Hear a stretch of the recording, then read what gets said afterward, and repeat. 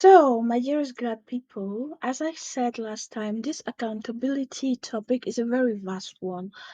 I presume and I know last time we talked fully about how accountability caters to you seeing the part you've done, not just blaming it on others. And this is an application to all, I believe, all types of relationships or interactions between us human beings, right? So now, accountability in the sense of personally, like in your personal life, how do you do that? What do I mean? In our everyday life, so far as we've seen, we deal with stuff. Life throws things at us. It could be beautiful, it could be ugly, it could be in between. There's not really like a fine line between good and bad, but it's a constant fight, I believe personally, of trying to stand on your best aspects, trying to improve your best qualities, and finding a way to make those qualities you feel they're like not really bad, I won't say bad, but that are not fitted to you as a person or make you feel in a negative sense of the way, trying to make them your strengths and not your weaknesses. And this takes daily work. No one has a book where it's written, okay, this is what you need to do to reach this goal. Everyone kind of learn on the spot. So where is the accountability really like how is it really entering in this kind of aspects, right? So we will talk about it in more details. Coming back to accountability to oneself, I want to repeat a little bit what we saw, let's say last week, last Friday, when we discussed about this in the opening. We literally saw that you can't always blame things on other. And this was just a part of the perspective, or let's say the point of view of how you as a person view your issues and are not accountable of your own part. Now let's deep into you being accountable of your own part proper. Okay guys, so let's read this little extract I found very interesting for my little research. It's called The Power of Accountability, right? And how it is key to personal and professional success. So, I'll read just briefly the things that I feel will give you more insight on what we're trying to say here. And this is not like paid or sponsored, uh, let's say, the people holding or owning this newspaper, this news online news outlet didn't pay me. It's just personally for me, with respect to our discussion, I feel this gives more, broad view of what we're discussing so far. So they say accountability is a cornerstone. This was published by sorry guys, it's the season, It's either cold or it's hot, so yeah. Anyways, coming back to us. They say it was published on the 24th of March 2023, and the name of this page is called Solutional. I think, yeah, Solutional is on the internet. You can just Google it on your Google Chrome, on your browser, Microsoft Edge on your Apple browser, Safari. Anyways, let's say accountability is the cornerstone of personal and professional success. It is the ability to take responsibility for our actions, decisions, and behaviors, and to accept the consequences that come with them. The power of accountability lies in its ability to help us achieve our goals, build better relationships, and become more successful in our personal and professional lives. At its core, accountability is about ownership. Please, let's repeat this. At its core, accountability is about ownership. It is about taking ownership of our actions, our decisions, and behaviors, and recognizing that we have the power to make a difference in our lives and the lives of others. When we hold ourselves accountable, we become more committed to our goals, and we are more likely to follow through on our commitments. Okay? This is the first part. Globally, let's discuss about this first part. They say ownership, and I believe this is what I've been trying to convey, to share with you guys so far from the beginning of this topic series and these talks.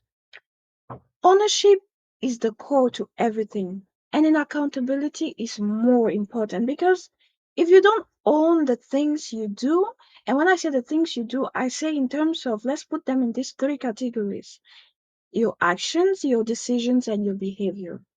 Because there's some people, as you say in this proverb, or I would say it's a kind of not really a proverb, it's a quote, but I don't know if it's that common all over the world from wherever you're listening. I don't know if it's common in your place. You cannot have, like, you cannot eat your cake and you still have it. Or you can't make eggs without breaking eggs, right? So it's like you as a person, let's take it in a sense of professional life. You have your colleagues. Everyone is coming from different backgrounds. They have different behaviors. They have different intent. They have different, how they call it. They have different intent. They have different goals. They have different everything. Okay, that's why we are individuals.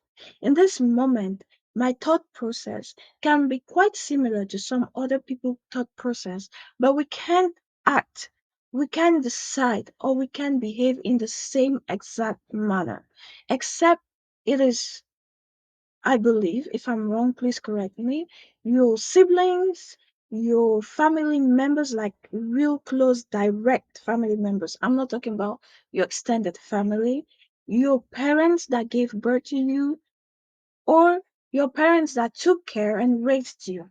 All right? That is the only moment you can have similar behavior, action, and decisions, right? Because there's some influence. If you're living, I come from a background. You guys listening to me come from also backgrounds that are quite different. You have things that experiences and wisdoms and teachings that you got from that background that will not be the same as what I've got. So put these people with different backgrounds, different everything in a same context, in a professional context. Of course, even if you went to the same uni, you went to the same college, your thought process is different, right? And it's not to say yours is better, the other's one is better. No, you have different thought process. And in a case where you are faced with a difficulty and you don't react like your colleague, or your colleague has something more that they can teach you shouldn't be ashamed of owning the fact that that specific procedure, that specific thing or process in work is something you don't understand. Instead, you have to look for a way to get better at it, right? The why, the positivity, the patience, and the peace of mind. And if you are trying sincerely to get better at it, you own the fact that you don't probably know the realms and ups and downs of that process, and you redirect yourself to either what the work, sorry, that was my center mission, what the work process provided for you to get better at that thing, or you on your own look for ways and means to get better at whatever skills or process you are confronted with, right? You wouldn't just stay in your feelings and resass all the things that you felt was negatively done to you and be like, oh no, because this colleague, you always, yes, some people are, let me say, I don't want to say swear words because this is a platform that I feel is a very serious one, and if there are teenagers watching this because they are trying to improve on a personal level, I don't want to say swear words, but you are we all know that some people that are not the best, let's say, quote of angels, that some work colleagues are fantastically amazing in not a good way, but that shouldn't stop you from owning You're part of the thing. And if the other doesn't own it, it's not really your problem. It doesn't define you, it defines their character. That's one thing you need to understand. That's why you have peace of mind. You don't take everything personal and you really measure the what and what not will be a battle. I they say in French, there's this thing they always say in French. In English, it's translated to choose your battles. Like you can't fight on all fronts. That's impossible. As human beings, it's draining, it's tiring.